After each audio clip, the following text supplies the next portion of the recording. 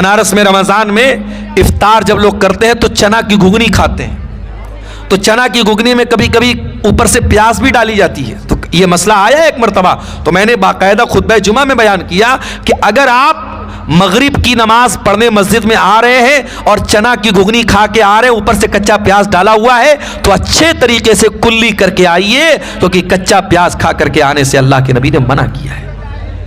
اور غور کرو، جب کچا پیاز کھا کر کے مسجد میں آنا منع ہے تو بیڑی پینے والا، سگریٹ پینے والا، گٹکھا کھانے والا اور گل منجن کرنے والا جس کے منہ سے اس چیز کی مہک آتی ہے، سمجھو وہ کتنی تکلیف پہنچاتا ہے. اللہ کے نبی نے فرمایا کہ کچے پیاز اور کچے لہسن کی مہک سے فرشتوں کو تکلیف ہوتی ہے. اگر پیاز اور لہسن کی مہک سے فرشتوں کو تکلیف ہوتی ہے تو معاف کیجئے گا، آپ کے گٹکھا سے، آپ کی کھینی سے، آپ کی بیڑی سے اور آپ کے سگریٹ سے بھی فرشتوں کو تکلیف پہنچتی ہے. اذن اللہ ان ترفع، مسجد کو اللہ تعالیٰ نے بلند کرنے کا حکم دیا ہے. وَيُذْكَرَ فِيهَا اسْمُهُ، اور مسجد میں اللہ تعالیٰ نے اپنا نام لینے کا حکم دیا ہے. يُسَبِّحُ لَهُ فِيهَا بِالْغُدُوِّ وَالْآصَالِ، اور مسجد میں صبح شام اللہ تعالیٰ کی تسبیح ہوتی ہے. کون کرتا ہے اللہ کی تسبیح؟ فرمایا رِجَالٌ لَا تُلْهِيهِمْ تِجَارَةٌ وَلَا بَيْعٌ، اللہ کے گھر میں اللہ کی تسبیح وہ لوگ کرتے ہیں جو حقیقت میں مرد ہوتے ہیں. کون ہے حقیقت میں مرد؟ فرمایا لا تلہیہم تجارہ، وہ تجارت بھی کرتے ہیں، ویاپار بھی کرتے ہیں، بزنس بھی کرتے ہیں، مگر ان کا کاروبار ان کو اللہ کے ذکر سے غافل نہیں کر. جگہ اللہ قرآن میں کہتا ہے فَفِرُّوا إِلَى اللَّهِ، اللہ کی طرف دوڑ لگا دو، اللہ کی طرف بھاگو، اللہ کی طرف میرے بندو جانے میں دیر نہ کرو. سستی کرنا دین کے کام میں، نیکی کے کام میں سستی کرنا یہ ایمان والے کی پہچان نہیں، یہ منافق کی پہچان ہے. نماز کا ٹائم ہو جائے اور آرام آرام سے وضو کرنا اور اتنی دیر میں مسجد میں پہنچنا کہ جماعت نکل جائے، معاف کرنا یہ مومن کی علامت نہیں، یہ منافق کی علامت ہے. وَإِذَا قَامُوا إِلَى الصَّلَاةِ قَامُوا كُسَالَىٰ يُرَاءُونَ النَّاسَ وَلَا يَذْكُرُونَ اللَّهَ إِلَّا قَلِيلًا. یہ منافق لوگوں کا حال ہے، جب وہ نماز کے لیے کھڑے ہوتے ہیں سستی کے ساتھ کھڑے ہوتے ہیں، کاہلی کے ساتھ کھڑے ہوتے ہیں، لوگوں کو دکھانے کے لیے نماز پڑھتے ہیں اور اللہ تعالیٰ کو بہت کم یاد کرتے ہیں.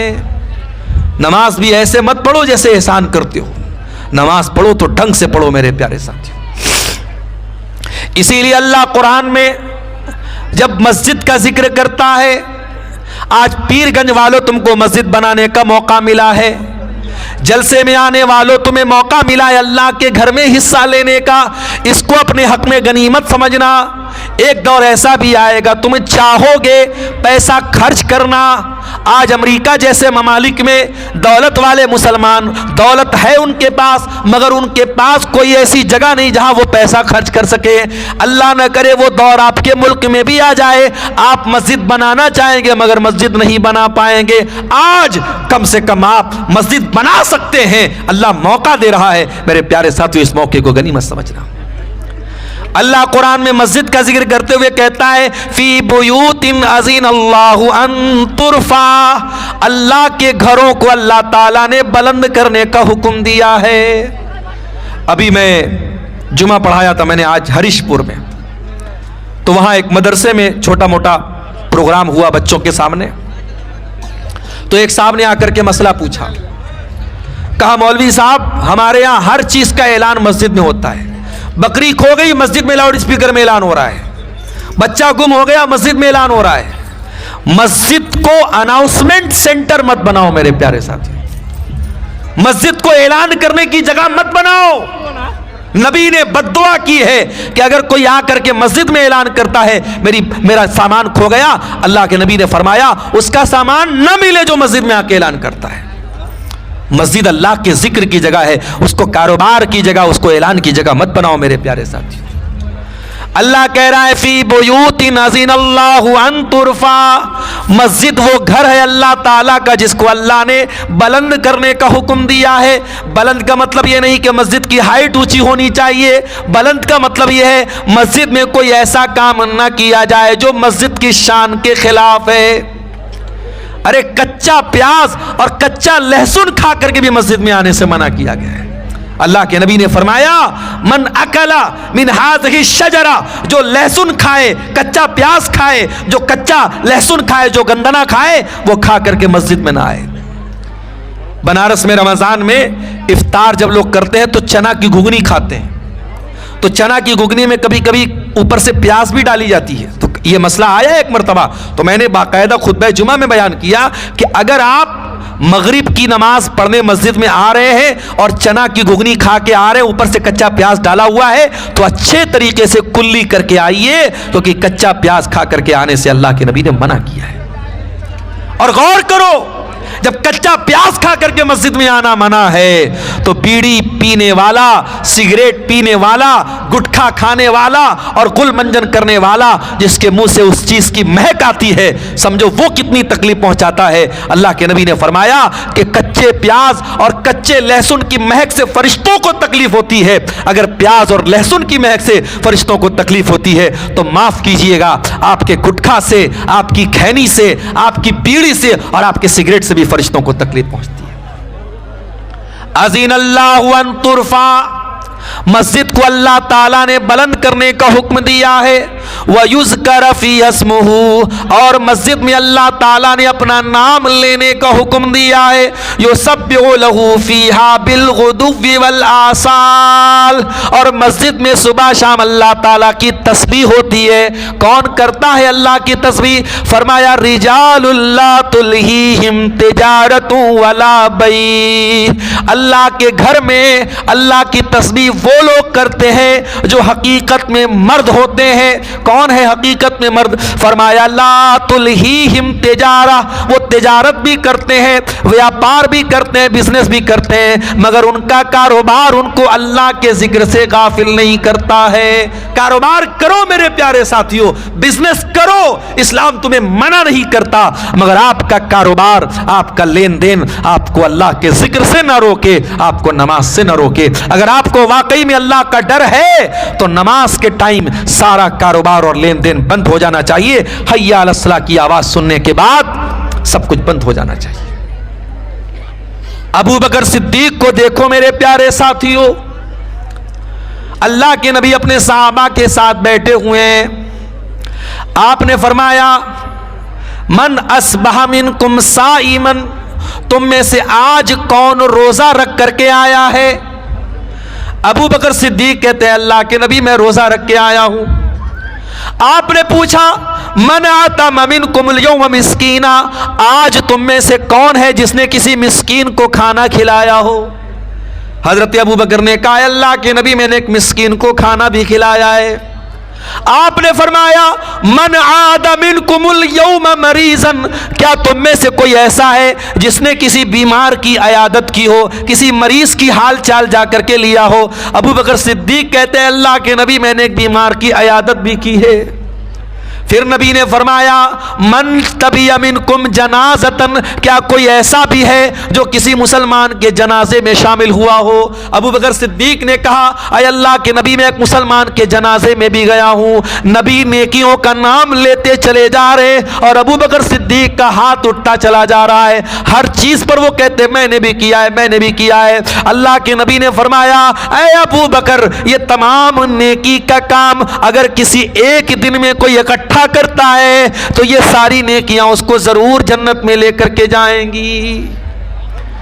ابو بکر صدیق سے سیکھو میرے پیارے ساتھیوں، نیکی کرنے کا موقع ملے تو دیر نہ کرو، نیکی میں سبقت کرو، نیکی میں جلدی کرو میرے پیارے ساتھیوں۔ ہم اور آپ سر سے پیر تک گناہوں میں لت پت ہیں، کتنے گناہ ایسے کرتے ہیں جو جہنم میں ہم کو لے کر کے جانے والے ہیں۔ ہم کو اگر یہ بتایا گیا کہ صدقہ خیرات کرنے سے اگر جہنم سے بچ سکتے ہیں تو ہمیں صدقہ خیرات کرنے میں دیر نہیں کرنی چاہیے۔ ہم کو اگر بتایا گیا کہ توبہ کرنے سے جہنم سے بچ سکتے ہو تو توبہ کرنے میں ہم کو دیر نہیں کرنا چاہیے۔ اگر ہم کو بتایا گیا ان الحسنات یذہبن السیئات، نیکی کرو، نیکی کرنے سے تمہارے پاپ معاف ہو جائیں گے، تمہارے گناہ معاف ہو جائیں گے، تو ہمیں نیکی کرنے میں دیر نہیں کرنی چاہیے میرے پیارے ساتھ۔ ساتھیو اللہ کہتا، اللہ کے نبی فرماتے اتقوا النار، جہنم سے بچو ولو بشق تمرہ، اگرچہ اللہ کی راہ میں کھجور کا ایک ٹکڑا ہی دے کر کے بچ سکتے ہو۔ جہنم سے اپنے دامن کو بچاؤ میرے پیارے ساتھی۔ غزوہ تبوک کا موقع یاد کیجئے، اللہ کے پیارے نبی اپنے صحابہ سے چندے کی اپیل کر رہے ہیں۔ یہ چندہ مانگنے کا سلسلہ کوئی نیا نہیں ہے، نبی صحابہ سے چندہ مانگا ہے۔ دین کا کام ہر دور میں چندے سے ہوا ہے، صدقہ خیرات سے ہوا ہے۔ اللہ کے پیارے نبی نے صحابہ سے اپیل کی کہ ہمیں رومیوں سے لڑنے جانا ہے، مدینہ سے 700 کلومیٹر کا سفر طے کرنا ہے۔ اے میرے صحابہ آگے بڑھو اور اس کار خیر میں حصہ لو، اس نیکی کے کام میں حصہ لو، جو حصہ لے گا میں جنت کی گارنٹی دیتا ہوں۔ صحابہ کرام ان میں غریب بھی تھے، ان میں مزدور بھی تھے، اس میں تھوڑے سے جو کی مزدوری پر کام کرنے والے مزدور بھی تھے، ان میں کروڑ پتی لوگ بھی تھے۔ صحابہ کرام اپنی اپنی کیپیسٹی کے اعتبار سے، اپنی اپنی طاقت کے اعتبار سے چندہ لانے لگے۔ کچھ صحابہ ایسے بھی تھے جو مزدوری کرتے تھے، جتنا کنواں کھودتے تھے روز پانی پی جاتے تھے۔ ان کے دل میں بھی خیال آیا، نبی نے چندے کی اپیل کی، ہمیں بھی کار خیر میں حصہ لینا چاہیے۔ ان صحابہ کرام نے نائٹ ڈیوٹی میں کام کیا، نائٹ شفٹ میں کام کیا، اور جو ایکسٹرا مزدوری ملی لا کر کے اللہ کے نبی کو لا کر کے دے دیا۔ حضرت عمر فاروق کہتے ہیں میرے دل میں ہمیشہ اس بات کا ملال رہتا تھا، جب بھی نیکی کا معاملہ آتا ہے ابو بکر آگے نکل جاتے میں پیچھے رہ جاتا ہوں، آج میں آگے نکلوں گا ابو بکر پیچھے رہ جائیں گے۔ عمر فاروق اپنے گھر آتے ہیں، اپنے گھر کے سارے سامان کو اکٹھا کرتے ہیں اور آدھا مال گھر میں چھوڑتے ہیں اور آدھے مال کو پیک کر کے بورے میں بھر کر کے اللہ کے نبی کے پاس لاتے ہیں۔ نبی اکرم کے سامنے لا کر کے وہ بورا رکھ دیتے ہیں۔ نبی اکرم سوال کرتے ہیں ما ابقیت لأہلک، اے عمر گھر والوں کے لیے کیا چھوڑ کے آئے ہو؟ حضرت عمر کہتے ہیں اللہ کے نبی گھر والوں کے لیے آدھا چھوڑ کے آیا ہوں، آدھا لے کے آیا ہوں، گھر والوں کی آپ ٹینشن مت لیجئے، میں آدھا چھوڑ کے آیا ہوں۔ عمر فاروق من ہی من بڑے خوش ہو رہے ہیں کہ آج تو نیکی کے معاملے میں میں آگے نکل گیا۔ تھوڑی دیر کے بعد ابو بکر صدیق بھی آتے ہیں، وہ بھی اپنے گھر کا مال لے کر کے آئے، اپنے گھر کا سامان لے کے آئے، روپیہ پیسہ لے کر کے آئے، کپڑا لتا لے کر کے آئے ہیں، بورا بھر کے لے کے آئے، بورا لا کے رکھ دیتے ہیں۔ اللہ کے نبی ان سے بھی سوال کرتے ہیں ما ابقیت لأہلک، اے ابو بکر گھر والوں کے لیے کیا چھوڑ کے آئے ہو؟ ابو بکر جواب دیتے ابقیت لہم اللہ ورسولہ، اے اللہ کے نبی میں اپنے گھر میں جھاڑو لگا کے آیا ہوں، سب صاف کر کے آیا ہوں، کچھ بھی گھر میں نہیں چھوڑا ہے۔ اے اللہ کے نبی آج اللہ کے دین کو میرے مال کی ضرورت ہے، میں اپنے بچوں کے لیے مال بچا کے کیا کروں گا، اپنے گھر والوں کے لیے مال بچا کے کیا کروں گا، آج اللہ کے دین کو میرے مال کی ضرورت ہے۔ اے اللہ کے نبی میں اپنا سب کچھ لے کے آیا ہوں اور گھر والوں کو اللہ اور اس کے رسول کے نام پہ چھوڑ کے آیا ہوں۔ عمر فاروق رونے لگے میرے پیارے ساتھی، عمر فاروق کی آنکھوں سے آنسو بہنے لگے اور کہا کہ اے ابو بکر واللہ لا اسابقک ابدا، اے ابو بکر عمر تیرا کبھی مقابلہ نہیں کر سکتا، عمر تیرے مقام تک کبھی نہیں پہنچ سکتا۔ اے پیر گج کے غیور نوجوانوں، اے میری پیاری ماں بہنوں، ذرا سبق سیکھو صحابہ کرام سے، ذرا نیکی کے کاموں میں بڑھ چڑھ کر کے حصہ لیا کرو، ذرا آخرت کی تیاری میں آگے بڑھا کرو، جلدی کیا کرو، دیر نہ کیا کرو۔ اسی غزوہ تبوک کے موقع پر ایک اور منظر بھی ہم کو دیکھنے میں آتا ہے۔ میری نظریں برابر گھڑی کی سوئی کی طرف جا رہی ہیں، 10 بجنے والا ہے، مجھے نکلنا بھی ہے۔ میں بڑے ادب کے ساتھ آپ سے قرآن و حدیث کی روشنی میں یہ اپیل بھی کر رہا ہوں، مسجد کا معاملہ ہے، میں چندہ کرنے والا مولوی نہیں ہوں، میرے بعد مولانا زہیر صاحب بھی آئیں گے اور علماء بھی آئیں گے، وہ چندے کریں گے، وہ آپ سے اپنے خاص انداز میں چندہ مانگیں گے۔ میرے پیارے ساتھیوں، یہ اللہ کے گھر کا معاملہ ہے، اس میں دیر نہ کرنا۔ ذرا صحابہ کرام کا جذبہ تو دیکھو میرے پیارے بھائیوں۔ غزوہ تبوک کا موقع تھا، اسلام کی عجیب و غریب لڑائی ہے، تبوک کا موقع ہے۔ اللہ کے نبی کے صحابہ میں کچھ غریب صحابہ تھے، وہ اللہ کے نبی کے پاس آتے ہیں، اے اللہ کے نبی ہم بھی آپ کے ساتھ غزوہ تبوک میں جانا چاہتے ہیں، ہمیں بھی اپنے ساتھ لے کر کے چلیے۔ آپ نے فرمایا کہ اے میرے صحابہ، میرے پاس سواری کا انتظام نہیں ہے، اگر آپ کے پاس سواری ہے تو آپ چلیے، شوق سے چلیے، لیکن سواری نہیں ہے تو میں معذرت چاہتا ہوں، میں آپ کو لے کے نہیں جا سکتا۔ یعنی اتنی غربت تھی۔ آج تو ہمارے پاس لوگ مسئلہ پوچھتے ہیں، مولوی صاحب لون پر گاڑی لے سکتے ہیں کہ نہیں لے سکتے، فائننس پر گاڑی لے سکتے ہیں کہ نہیں لے سکتے۔ ارے کون سی مجبوری ہے تیرے ساتھ کہ تو لون پر گاڑی نہیں لے گا تو مر جائے گا؟ صحابہ کرام کے پاس سواری نہیں تھی، جنگ کے میدان میں جانا ہے، سواری نہیں ہے، نبی نے کہا میں لے کے نہیں جا سکتا تمہیں۔ صحابہ کرام بھوکے مر گئے، مگر سود اور بیاج کو اپنے گھر میں آنے نہیں دیا، اور مسلمان آج سود کا پیسہ گٹا گٹ کھا رہا ہے۔ میرے پیارے بھائیوں، جب نبی نے اپنے صحابہ کو جواب دے دیا میں آپ لوگوں کو لے کے نہیں جا سکتا، صحابہ کرام غریب تھے، ان کے پاس سواری کا انتظام نہیں تھا، وہ پلٹ کر کے جانے لگے۔ جب جانے لگے تو آنکھوں سے کچھ آنسو چھلکنے لگے، آنکھوں سے کچھ آنسو بہنے لگے۔ نبی کے سامنے نہیں روئے، پلٹ کر کے روئے کہ نبی دیکھ نہ لیں کہ ہم رو رہے ہیں، لیکن اللہ تعالیٰ ساتوں آسمان کے اوپر ان کے آنسوؤں کو دیکھ بھی رہا ہے اور ان کے آنسوؤں کو قرآن میں بیان بھی کر رہا ہے۔ اللہ قرآن کے 10ویں پارے کے آخر میں فرماتا ہے وَلَا عَلَى الَّذِينَ وَلَا عَلَى الَّذِينَ أَتَوْا وَلَا عَلَى الَّذِينَ وَلَا عَلَى الَّذِينَ إِذَا مَا أَتَوْكَ لِتَحْمِلَهُمْ قُلْتَ لَا أَجِدُ مَا أَحْمِلُكُمْ عَلَيْهِ۔ اے میرے نبی، آپ کے پاس میرے کچھ صحابہ چل کر کے آئے اور آپ نے ان سے کہا کہ میرے پاس سواری کا انتظام نہیں ہے، تَوَلَّوْا وَأَعْيُنُهُمْ تَفِيضُ مِنَ الدَّمِ۔ اے میرے نبی، جب آپ کے وہ غریب صحابہ جب پلٹ کر کے جانے لگے، ان کی آنکھوں سے آنسو بہنے لگے، وہ رونے لگے، وہ کلپنے لگے، وہ رونے لگے، تڑپنے لگے، حزناً اللہ یجدوا ما ينفقون۔ ان کو درد اس بات کا ہے، ان کو ملال اس بات کا ہے کہ کاش ہمارے پاس بھی پیسہ ہوتا، ہمارے پاس بھی دولت ہوتی تو ہم بھی اللہ کی راہ میں آج خرچ کرتے۔